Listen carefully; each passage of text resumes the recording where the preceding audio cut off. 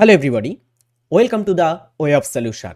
Way of সলিউশনের গুরুত্বপূর্ণ current affairs এবং জিকে প্র্যাকটিস ক্লাসের আজ আমরা আরও একটি গুরুত্বপূর্ণ পর্ব নিয়ে এসেছি। 21শে জানুয়ারির গুরুত্বপূর্ণ কারেন্ট অ্যাফেয়ার্স নিয়ে আমরা চর্চা করব। তো অবশ্যই ক্লাসে যারা যুক্ত হচ্ছ দ্রুত ক্লাসটিতে লাইক করতে কিন্তু ভুলবে না, আর অবশ্যই ক্লাসটিকে শেষ পর্যন্ত দেখবে আর ক্লাসটিকে শেয়ারও করবে। আর TWS একাডেমি অ্যাপ ডাউনলোড না করলে অবশ্যই ডাউনলোড করো, চাকরি পরীক্ষার সেরা প্রতিষ্ঠান অনলাইনে। প্রথম প্রশ্ন, ভারতের বৃহত্তম গ্রিন অ্যামোনিয়া প্রকল্পটি কোন রাজ্যে গড়ে উঠেছে? ভারতবর্ষের বৃহত্তম গ্রিন অ্যামোনিয়া প্রকল্পটি গড়ে উঠেছে যে রাজ্যে, সেটি হলো অন্ধ্রপ্রদেশ রাজ্যে। গ্রিন অ্যামোনিয়া এটা একটা ক্লিন এনার্জির মধ্যে পড়ে। আর যদি আমরা দেখি এখানে এ 10 billion green hydrogen and green ammonia project at Kakinada in Andhra Pradesh is set to cross a major constructions, a milestone reinforcing India's ambition to emerge as a global supplier of clean energy to markets such as Germany, Japan এবং Singapore. তো ভারতের এই যে অন্ধ্রপ্রদেশের রাজ্যের কাকিনাড়া, সেখানে $10 billion একটি green hydrogen এবং গ্রিন অ্যামোনিয়া প্রকল্পের একটি বড় নির্মাণগত আমাদের কিন্তু মানে কনস্ট্রাকশন চলছে, সেখানে নির্মাণগত একটা কিন্তু মাইলস্টোন মানে মাইল ফলক আমাদের ভারত অতিক্রম করতে চলেছে। অ্যান্ড আমরা যদি দেখি রিসেন্টলি আমরা একটা খুব গুরুত্বপূর্ণ কারেন্ট অ্যাফেয়ার্স মিস করে গেছিলাম, যেটা তোমাদের এখানে একটু বলে দিই। ভারত কিন্তু জার্মানির সাথে গ্রিন অ্যামোনিয়া এক্সপোর্টের জন্য একটা চুক্তি স্বাক্ষর করেছে। ভারত জার্মানিকে গ্রিন অ্যামোনিয়া, যেটা একটা ক্লিন এনার্জি, এটা কিন্তু এক্সপোর্ট করতে চলেছে। এবং জার্মানি, জাপান এবং সিঙ্গাপুরের মতো বাজারে এই যে ভারত কিন্তু একটা গ্লোবাল সাপ্লায়ার হতে চলেছে। ভারতের যে গ্লোবাল সাপ্লাই হওয়ার একটা স্বপ্ন, সেটা কিন্তু বাস্তবায়িত হতে চলেছে এই প্রকল্পটির মাধ্যমে। 2026 সালে টাইলার প্রাইজ কে জয় করেছেন? টাইলার প্রাইজ এটা পরিবেশ ক্ষেত্রে দেয়া হয়, পরিবেশ গবেষণার ক্ষেত্রে বা পরিবেশ ক্ষেত্রে প্রদত্ত একটা পুরস্কার।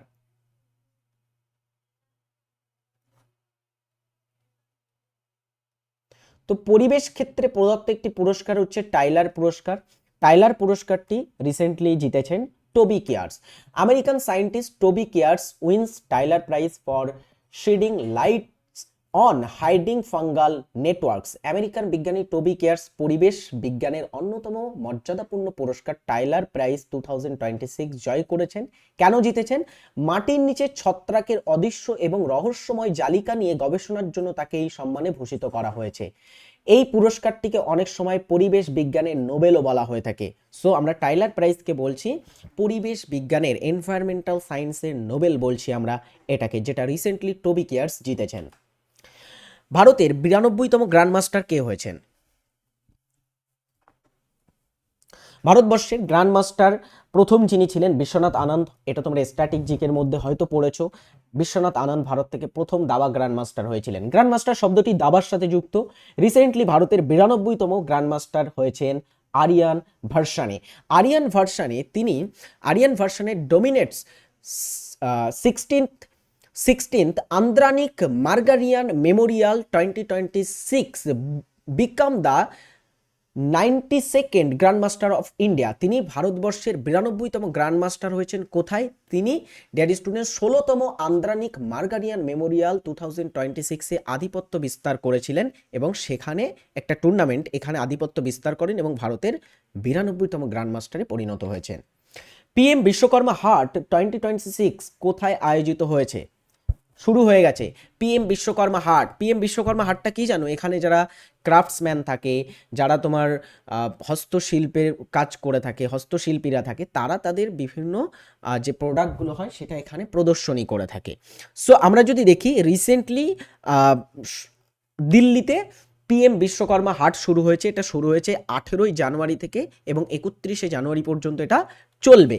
এটা কোথায় শুরু হয়েছে?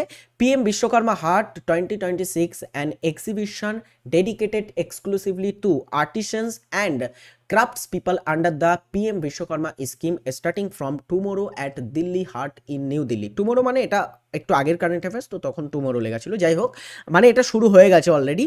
সো কোথায় শুরু হচ্ছে? দিল্লি হাটে। এই যে PM বিশ্বকর্মা হাট, এটা ভারত সরকারের প্রধানমন্ত্রী বিশ্বকর্মা প্রকল্পের মধ্যে কিন্তু চলে আসে। এটা প্রধানমন্ত্রী PM বিশ্বকর্মা স্কিমের আন্ডারে আসে, যেখানে কারিগর এবং যারা শিল্পী থাকে তাদের প্রদর্শনীর জন্য এই হাটটা আয়োজন করা হয়।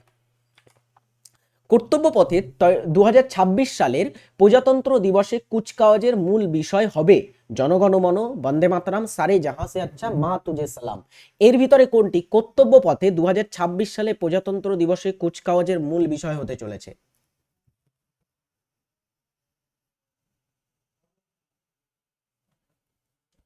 চলো এটা বলে ফেলো সকলে দ্রুত। রাইট অ্যান্সার হচ্ছে বন্দে মাতরম।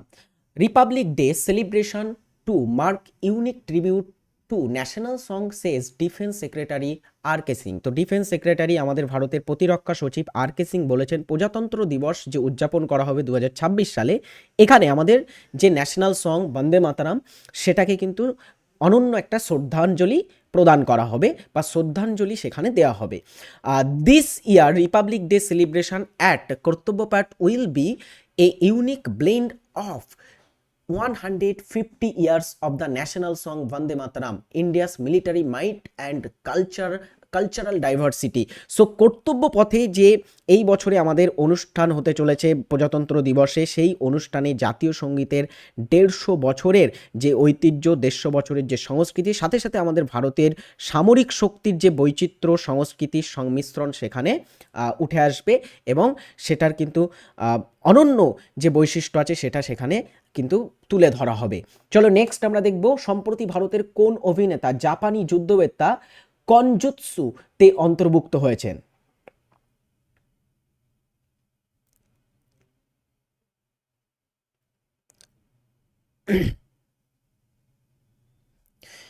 জাপানি যুদ্ধবিদ্যা কনজুৎসুতে ভারতের কোন অভিনেতা যুক্ত হয়েছেন? অ্যান্সার হচ্ছে পবন কল্যাণ। শুধু পবন কল্যাণ একজন অ্যাক্টর নয়, তিনি Pawan Kalyan actor and Andhra Pradesh deputy chief minister. Pawan Kalyan কিন্তু একজন পলিটিশিয়ানের মধ্যে পড়েন, তিনি ডেপুটি চিফ মিনিস্টার বর্তমানে অন্ধ্রপ্রদেশ রাজ্যের, has been formally inducted into Kanjutsu, the umbrella term for all school of classical Japanese swordsmanship। তো বলা হচ্ছে এটা কি জাপানের একটা কিন্তু ধ্রুপদী তলোয়ারবাজি, শর্টসম্যানশিপ বা একটা ধ্রুপদী তলোয়ারবাজি কনজুৎসু, সেটাতে রিসেন্টলি অন্তর্ভুক্ত হয়েছেন জাপানে আমাদের ভারতের অন্ধ্রপ্রদেশ রাজ্যের মুখ্যমন্ত্রী, ডেপুটি মুখ্যমন্ত্রী, মাফ করবে, উপমুখ্যমন্ত্রী তার মানে, এবং অভিনেতা পবন কল্যাণ। অলরাইট ডিয়ার স্টুডেন্টস, আমরা নেক্সট পরেরটাতে আসবো। নেক্সট কোশ্চেন্স কি বলা হচ্ছে, সিজিএইচএস সুবিধাভোগীদের জন্য সম্প্রতি চালু হওয়া ক্যাশলেস আয়ুষ বীমা প্রকল্পটির নাম কি?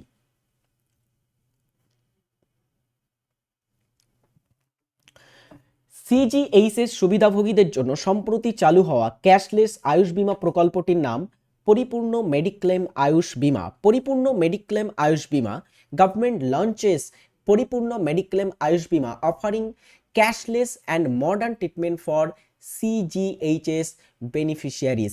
ভারত সরকার সিজিএইচএস হোল্ডার যারা বা সিজিএইচএস এর সুবিধাভোগী যারা, সিজিএইচএস মানে কি সেন্ট্রাল গভর্নমেন্ট হেলথ স্কিমের আন্ডারে যারা সুবিধাভোগী, তাদের জন্য একটি যুগান্তকারী স্বাস্থ্য বীমা প্রকল্প চালু করেছে যার নাম পরিপূর্ণ মেডিক্লেম আয়ুষ বীমা।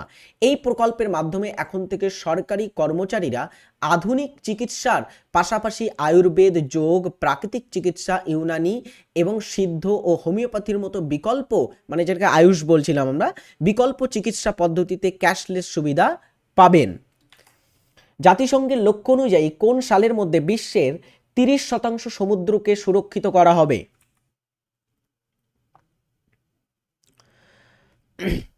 জাতিসংঘের লক্ষ্য অনুযায়ী কত সালের মধ্যে সমুদ্রের বা পুরো বিশ্বের মধ্যে 30% সমুদ্রকে সুরক্ষিত করা হবে?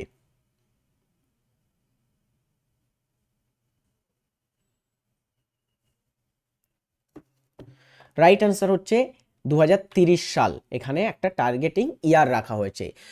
UN biodiversity treaty enters into force. ভারতে ইউএন বায়োডাইভার্সিটি ট্রিটি বা জাতিসংঘের যে জীববৈচিত্র্য চুক্তি সেটা কার্যকর হয়েছে এবং aims to protect 30% of oceans by 2030, অর্থাৎ 2030 সালের মধ্যে 30% মহাসাগরকে সুরক্ষা দেওয়ার কিন্তু কথা এখানে বলা হয়েছে। অ্যাফকন, অ্যাফকন মানে কি জানো? অ্যাফকন হচ্ছে আফ্রিকান কাপ অফ নেশনস। অ্যাফকন মানে আফ্রিকার একটা ফুটবল টুর্নামেন্ট, আফ্রিকার বিভিন্ন কান্ট্রি এখানে খেলে থাকে। যেমন ফুটবল আমরা যদি দেখি ইউরোপে একটা হয়ে থাকে উয়েফা নেশনস কাপ, তেমনই অ্যাফকনটা হচ্ছে কি আফ্রিকান কাপ অফ নেশনস, এটাকে অ্যাফকন বলা হয়। এটা আমরা রিসেন্টলি কয়েকদিন আগে একটা কারেন্ট অ্যাফেয়ার্স করেছিলাম যে অ্যাফকনটা এবারে হোস্ট করেছে মরক্কো, এবারের হোস্ট কান্ট্রি ছিল, তাই তো? সো আমরা যদি দেখি এটা জয়লাভ করেছে কারা? মরক্কো ফাইনাল খেলেছিল, ফাইনাল সেনেগাল তাদেরকে হারিয়েছে।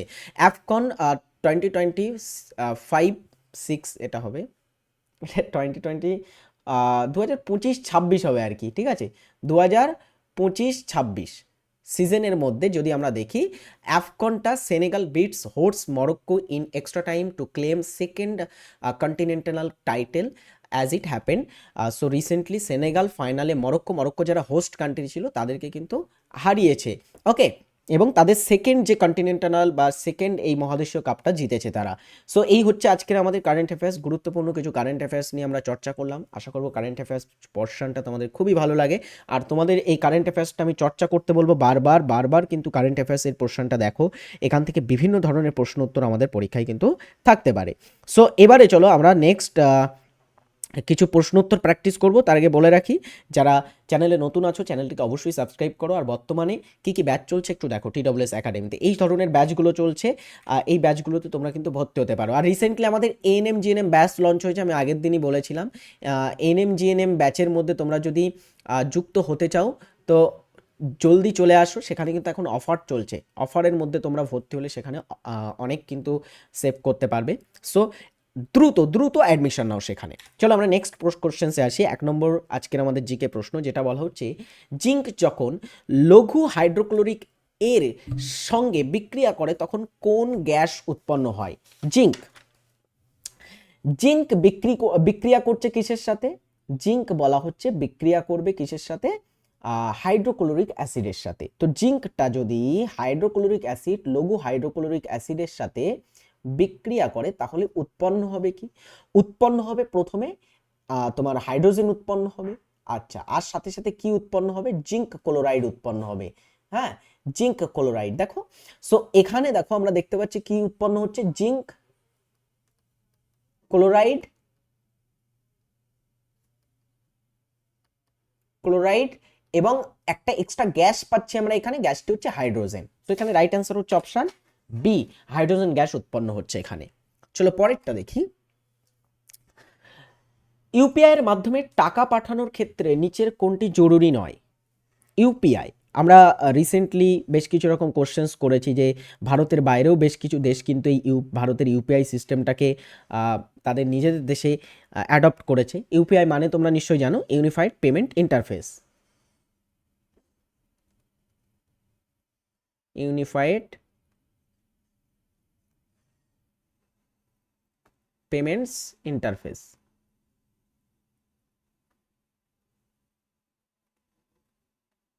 ওকে? এটা হচ্ছে ইউপিআই। সো ইউপিআই এর মাধ্যমে টাকা পাঠানোর জন্য কোনটা জরুরি নয়? ইন্টারনেট সংযোগ অবশ্যই জরুরি, পিন নাম্বার জরুরি, ব্যাংকের ব্রাঞ্চে যাওয়া জরুরি নয়। তুমি নিজের মোবাইল থেকে এটা পাঠাতে পারবে, তার জন্য স্মার্টফোনও দরকার হয়। তো স্মার্টফোন, পিন নাম্বার এবং ইন্টারনেট সংযোগ হলেই হবে, ব্যাংক ব্রাঞ্চে যেতে হয় না এটার জন্য। আচ্ছা, ট্র্যাকোফোবিয়া, হ্যাঁ, ট্র্যাকোফোবিয়া বলতে নিচের কোনটির ভয়কে বোঝায়? তো ফোবিয়া মানে আমরা জানি নিশ্চয়ই ভীতি বা ভয়কে বোঝায়। তো ট্র্যাকোফোবিয়া বলতে কি বোঝায়?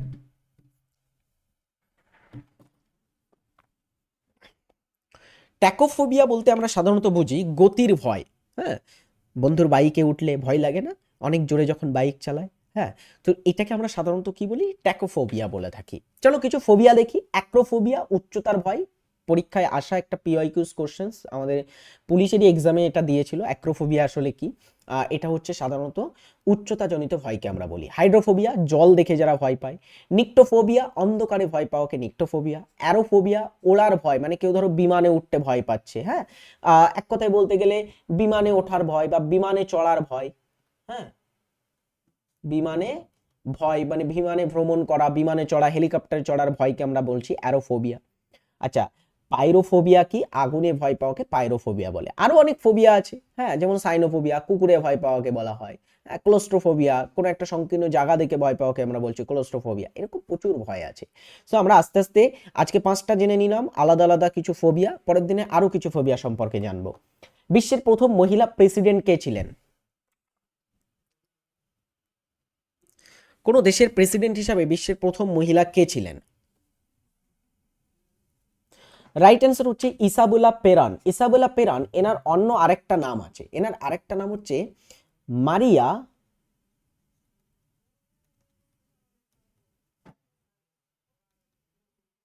এস্টোলা বা এস্টেলা পেরন।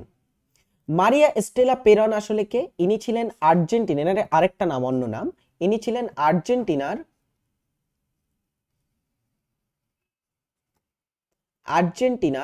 একজন কিন্তু রাষ্ট্রপতি। সো অবভিয়াসলি তিনি হচ্ছেন, ডিয়ার স্টুডেন্টস, আর্জেন্টিনার রাষ্ট্রপতি, বিশ্বের প্রথম মহিলা প্রেসিডেন্ট বা রাষ্ট্রপতি তিনি ছিলেন। স্যার এখানে সিরিমাভো বন্দারনাইকে কেন উত্তর হবে না? সিরিমাভো বন্দারনাইকে উত্তর এই কারণে হবে না, তিনি হচ্ছেন বিশ্বের প্রথম মহিলা প্রধানমন্ত্রী ছিলেন। মহিলা প্রধানমন্ত্রী ছিলেন। কোন দেশের ছিলেন প্রধানমন্ত্রী? তিনি ছিলেন যে দেশের প্রধানমন্ত্রী সেটি হচ্ছে শ্রীলঙ্কা। শ্রীলঙ্কা দেশের প্রধানমন্ত্রী তিনি ছিলেন। ওকে, প্রতিভা পাটিল জানো নিশ্চয়ই, ভারতের প্রথম মহিলা রাষ্ট্রপতি ছিলেন, এটা লিখতে হবে না। ইন্দিরা গান্ধী ভারতের প্রথম মহিলা প্রধানমন্ত্রী ছিলেন, এরা ভারতের ক্ষেত্রে। উন্নয়ী ভারিয়ার রচিত কথাকলি সাহিত্যের একটি জনপ্রিয় অট্ট কথা কি? অট্ট কথাটা কি? দেখো, অট্ট কথা হচ্ছে কি জানো, যখন কোনো নৃত্য পরিবেশন হয় তখন নিশ্চয়ই ড্যান্সের পিছনে গানও চলে, গান ছাড়া নৃত্য কি হয়? হয় না, গানের সাথে নৃত্য ওতপ্রোতভাবে জড়িত। তো এই কথাকলিতে কি হয় জানো, এটা একটা কাহিনী নির্ভর নৃত্য, এই কারণে কবিতা টাইপের পাঠ করা হয়, ঠিক আছে, কবিতা বা একটা কাহিনী টাইপের পাঠ করা হয়ে থাকে নৃত্যের পাশাপাশি। সো নৃত্যের পিছনে যে কাহিনী পাঠ করা হয় এটাকে আমরা সাধারণত অট্ট কথা বলি। তেমনই একটা অট্ট কথার উদাহরণ হচ্ছে কি নলচরিতম উন্নয়ী ফারিয়ার রচিত। গীত গোবিন্দম হচ্ছে জয়দেবের রচিত। দেখো এখানে জয়দেবের রচিত হচ্ছে গীত গোবিন্দম। রামায়ণ হচ্ছে বাল্মীকির রচিত, বাল্মীকি রচিত হচ্ছে রামায়ণ। আর শকুন্তলাম হচ্ছে অভিজ্ঞান শকুন্তলাম, মেবি এটা কালিদাসের লেখা, কালিদাসের লেখা। এগুলো তো আমরা জানি নিশ্চয়ই। চলো এরপরে দেখি, নেক্সট হচ্ছে সাহিত্য একাডেমি পুরস্কার কতটি ভারতীয় ভাষায় প্রদান করা হয়?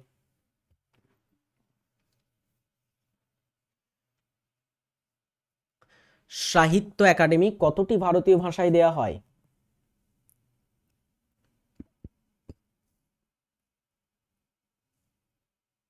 সাহিত্য একাডেমি পুরস্কার 24টি ভাষায় দেওয়া হয়। স্যার 24টি? ইয়েস, 24টি ভাষায়। 22টি হচ্ছে কি, 22টি আমাদের ভারতবর্ষের সংবিধানের 8ম তফসিলের স্বীকৃত ভাষা। সাথে সাথে ইংরাজি ভাষা, এটা কিন্তু 22টি ভাষার ভিতরে নেই। ও আরেকটা ভাষা হচ্ছে রাজস্থানী, যেটাও ওই 22টি ভাষার মধ্যে নেই, ওই ভাষাগুলো এখানে অ্যাড হয়। তো রাজস্থানী, ইংরেজি এবং 22টি সাংবিধানিক ভাষা সেটাতে প্রদান করা হয়। ভাষাগুলো দেখো, অসমিয়া, বাংলা, বোড়ো, ডোগরি, ইংরেজি, গুজরাটি, হিন্দি, কন্নড়, কাশ্মীরি, কোঙ্কনি, মৈথালি, মালায়ালাম, মণিপুরি, মারাঠি, নেপালি, ওড়িয়া, পাঞ্জাবি, রাজস্থানী, সংস্কৃত, সাঁওতালি, সিন্ধি, তামিল, তেলেগু এবং উর্দু। এর ভিতরে রাজস্থানী ভাষাটা সংবিধান স্বীকৃত ভাষা নয়, আর ইংরেজিটা সংবিধানের 22টি ভাষার ভিতরে নেই। এই ভাষাগুলো বাদে বাকি ভাষাগুলো সাংবিধানিক ভাষা। 22টি যে 8ম তফসিলে ভাষা আছে তার সাথে সাথে ইংরেজি এবং রাজস্থানী ভাষা অ্যাড হচ্ছে। ভারতের মূল্যস্ফীতি, হ্যাঁ, মূল্যস্ফীতি পরিমাপ কি দ্বারা করা হয়? মানে ভারতে যে ইনফ্লেশন, হ্যাঁ, জিনিসপত্রের দাম বেড়ে যাচ্ছে, হ্যাঁ, এই ইনফ্লেশন মাপতে আমরা কি ব্যবহার করব?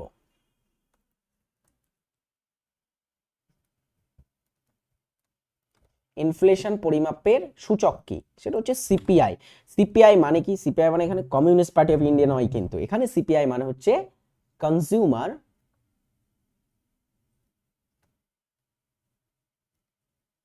Price index. ঠিক আছে, কনজিউমার প্রাইস ইন্ডেক্স হচ্ছে সিপিআই এর ফুল ফর্ম। নেক্সট, নিচের কোনটি ব্রহ্মপুত্র নদের উপনদী নয়? চলো, খুব দারুণ একটা কোশ্চেন এটা। ব্রহ্মপুত্রের উপনদী নয়, বারবার এই প্রশ্নগুলোর ক্ষেত্রে দেখবে নিচের দিকে এরকম নয় থাকে। হ্যাঁ, এটা ডব্লিউপি কেপিতে এই ট্রিকটা কাজে লাগানো হয় যারা কোশ্চেন্স করে। এই নয়টা ঠিক এরকম নিচের দিকে দিয়ে দেবে, এর পাশে দেবে না, এখানে নয় দেবে না, মানে এখানে এটা কিন্তু একটু কোশ্চেন্সটা বড় করে দিলে হয়, কিন্তু ওই নয়টা ঠিক এরকম জায়গায় দেবে। সো এখানে নয়টা অনেকে খেয়াল করে না। এর ভিতরে ব্রহ্মপুত্র নদীর উপনদী নয় মহানন্দা। মানুষ, কামেং নদী, তিস্তা নদী এগুলো ব্রহ্মপুত্রের উপনদী। মহানন্দা তাহলে কি? এটা পদ্মার উপনদী। পদ্মা মানে বুঝতে পারছো, পদ্মা, বা এটাকে আমরা বলছি গঙ্গা। গঙ্গাটাই বাংলাদেশে পদ্মা নামে পরিচিত। তো গঙ্গার একটা বা পদ্মার একটা উপনদী, যেটা আমাদের পশ্চিমবঙ্গের উপর দিয়েও কিন্তু প্রবাহিত হয়। হ্যাঁ, এই মহানন্দা নদী পশ্চিমবঙ্গের উপর দিয়ে প্রবাহিত হয় না, মহানন্দার তীরেই তো আমরা দেখবো। মহানন্দার তীরে, মহানন্দার তীরে পশ্চিমবঙ্গের উত্তরবঙ্গের একটা শহর, হ্যাঁ, শিলিগুড়ি অবস্থিত আছে। শিলিগুড়ি কোথায় আছে? শিলিগুড়ি আছে মহানন্দার তীরে, তাই তো, মহানন্দা। নেক্সট, সত্যজিৎ রায়ের পথের পাঁচালী 1955 সালে মুক্তি পায়। এই পথের পাঁচালী ছবিটির সঙ্গীত পরিচালনা কে করেন? চলো, কঠিন হয়ে গেল কোশ্চেন্সটা। পথের পাঁচালীর সঙ্গীত পরিচালক কে ছিলেন? সত্যজিৎ রায় নিজে, পণ্ডিত রবিশঙ্কর, ওস্তাদ আমজাদ আলী খাঁ, নাকি সলিল চৌধুরী? আমজাদ আলী খান একজন সরোদ বাদক, জানো তো, সরোদ বাদক, সরোদ বাদক। আচ্ছা, আর রবিশঙ্কর একজন সেতার বাদক এবং গ্র্যামি অ্যাওয়ার্ড হোল্ডার, সেতার বাদক। সো এদের ভিতরে কে সত্যজিৎ রায়ের পথের পাঁচালী সিনেমাটি সঙ্গীত পরিচালনা করেন? পণ্ডিত রবিশঙ্কর সঙ্গীত পরিচালনা করেন। নিচের কোনটি সালোক সংশ্লেষণের স্থান? কমেন্ট বক্সে অবশ্যই জানাবে, এটা তোমাদের আজকের বাড়ির কাজ দিয়ে রাখলাম। উত্তর পূর্ব ভারতের পাহাড়ি অঞ্চলের উপজাতিদের দ্বারা পরিচালিত কৃষি পদ্ধতিটি কি নামে পরিচিত? উত্তর পূর্ব ভারত, নর্থ ইস্টের যারা উপজাতির মানুষেরা বাস করে, তারা স্থানান্তর কৃষিকে ফলো করে, মানে এক স্থানে চাষাবাদ শুরু করে, হ্যাঁ, কোনো একটা স্থানে চাষ করা শুরু করলো, তারপরে সেই স্থানটার উর্বরতা কমে গেলে অন্য একটা স্থানে গিয়ে সেখানে আবার চাষ শুরু করে। আর উত্তর পূর্ব ভারতে বন জঙ্গল অনেক বেশি, তো তারা এক স্থান থেকে অন্য স্থানে চাষ করার জন্য যখন কোনো নতুন জায়গাতে যায়, সেখানে কিন্তু গাছপালা পুড়িয়ে একদমই সেখানে তোমার বনভূমি ধ্বংস করে সেখানে কিন্তু চাষ শুরু করে দেয়। আবার সেখানে উর্বরতা কমে গেলে জমির আবার একটা অন্য জায়গাতে যায়, সেখানে গিয়ে আবার বনভূমি ধ্বংস করে সেখানে চাষ করে। এটাকে আমরা বলে থাকি ঝুম চাষ। এটা উত্তর পূর্ব ভারতে দেখতে পাওয়া যায় বিশেষ করে। সংবিধানের কোন ধারাটি ব্যক্তিগত স্বাধীনতার মহাসনদ নামে পরিচিত? ব্যক্তি স্বাধীনতা কোথায় আছে?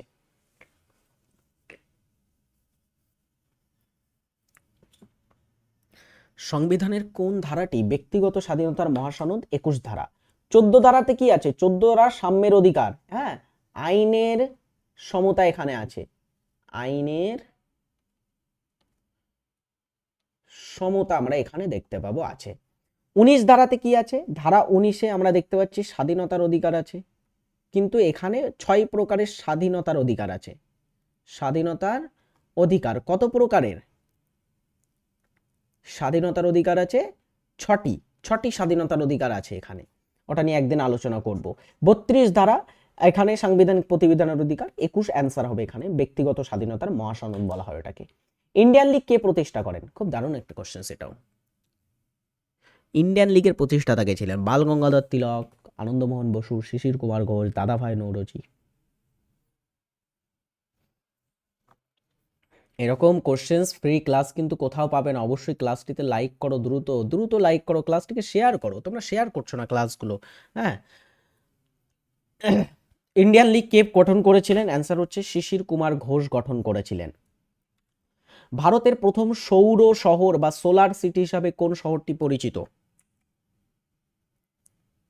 ভারতবর্ষের মধ্যে প্রথম সোলার শহর, প্রথম সৌর শহর কোনটি? সাঁচি, জয়পুর, সুরাট, আহমেদাবাদ, কোনটি হবে?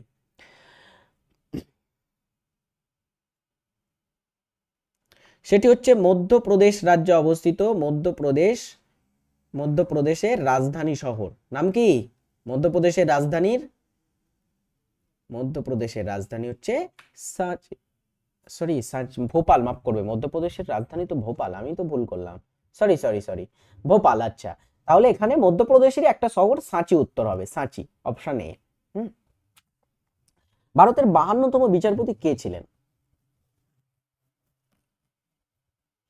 ভারতের 52তম বিচারপতি কে ছিলেন? ধনঞ্জয় ওয়াই চন্দ্রচূড় 50তম বিচারপতি ছিল ভারতবর্ষের। সঞ্জীব খান্না 51তম বিচারপতি ছিলেন ভারতবর্ষের। আর 52তম বিচারপতি ছিলেন ভূষণ রামকৃষ্ণ গাভাই বা V R Gavai. Option D is right answer. আচ্ছা চলো আরেকটা জিনিস বলি, বর্তমানে 53তম কে আছেন এটা তোমাদের কমেন্ট করে জানাতে বলছি, এটা কমেন্ট করে অবশ্যই সকলে জানাবে। ভারতের 53তম চিফ জাস্টিস কে আছেন? চিফ জাস্টিস অফ ইন্ডিয়া কে 53তম? ভারত ছাড়ো আন্দোলনের সময় ব্রিটিশ ভাইসরয় কে ছিলেন? ভারত ছাড়ো আন্দোলন 1942 এই যে ভারত ছাড়ো আন্দোলন 1942 সালে, এই ভারত ছাড়ো আন্দোলনের সময় ভাইসরয় কে ছিলেন? ভাইসরয় ছিলেন লর্ড লিনলিথগো। যানবাহনের রিয়ার ভিউ মিরর হিসাবে কোন দর্পণ ব্যবহার করা হয়? পিছনের দৃশ্য দেখার জন্য এটা ব্যবহার হয়। পিছনের দৃশ্য দেখতে ব্যবহৃত হয়, এটা ঠিক আছে, ব্যবহৃত হয় রিয়ার ভিউ মিরর। এটা গাড়িতে থাকে, এটা উত্তল দর্পণ হয়, কারণ উত্তল দর্পণে আমরা জানি কোন একটা বড় আকারের তোমার হচ্ছে বস্তুর প্রতিবিম্ব সেটা কিন্তু ছোট ভাবে দেখায় এখানে, সো অনেক এরিয়া জুড়ে দেখা যায় একটা ছোট জায়গাতে, এই কারণে উত্তল দর্পণ ব্যবহৃত হয়। এডিএইচ এর পূর্ণ রূপ কি? এডিএইচ হচ্ছে একটা হরমোন। এডিএইচ হরমোনের পূর্ণ রূপ কি বলো?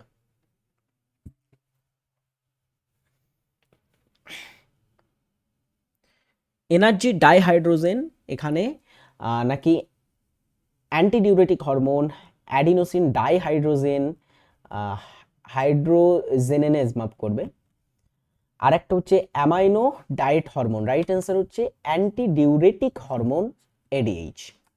ভারত ও দর্শনের ষড়দর্শনের মধ্যে প্রাচীনতম দর্শন কোনটি? ষড়দর্শন, ভারতীয় দর্শন ষড়দর্শন এর সবচেয়ে পুরনো দর্শন কোনটি? সংখ্যা দর্শন, বেদান্ত, যোগ দর্শন, ন্যায় দর্শন। খুঁটে খুঁটে প্রশ্ন না, খুঁটে খুঁটে বেছে বেছে প্রশ্ন আনা, বলো। ষড়দর্শনের সবচেয়ে প্রাচীনতম দর্শন বা প্রথম দর্শন হচ্ছে সংখ্যা দর্শন। Option A is right answer. কোন মশলাকে মশলার রানী বা কুইন অফ স্পাইস বলা হয়? ভারতবর্ষে একটা মশলাকে কুইন অফ স্পাইস বা মশলার রানী আমরা বলি, সেটি কোনটি? লবঙ্গ, গোলমরিচ, এলাচ নাকি দারুচিনি? যেটিকে আমরা মশলার রানী বলছি সেটি হলো এলাচ। এলাচ মানে কি? এলাচ হচ্ছে কার্ডামাম, তাই তো? কার্ডামামটা হচ্ছে কি? এলাচ। সো কার্ডামামকে আমরা এলাচ বলছি, এটাকে মশলার রানী বা কুইন অফ স্পাইস বলা হচ্ছে। ক্লাসটি কেমন লাগলো অবশ্যই কমেন্ট করে জানাবে। ক্লাসে লাইক না করলে লাইক করতে ভুলবে না। প্রতিদিন এই রুটিনটাকে ফলো করতে পারো আমাদের TWS একাডেমিতে সমস্ত ফ্রি লাইভ ক্লাস দেখতে। সো অবশ্যই আজকের কারেন্ট অ্যাফেয়ার্স এবং জিকে প্রশ্ন উত্তর আমরা চর্চা করলাম। পরের দিনে আবার গুরুত্বপূর্ণ প্রশ্ন উত্তর নিয়ে আসবো। ততক্ষণের জন্য ভালো থাকবে, সুস্থ থাকবে। Tata, take care.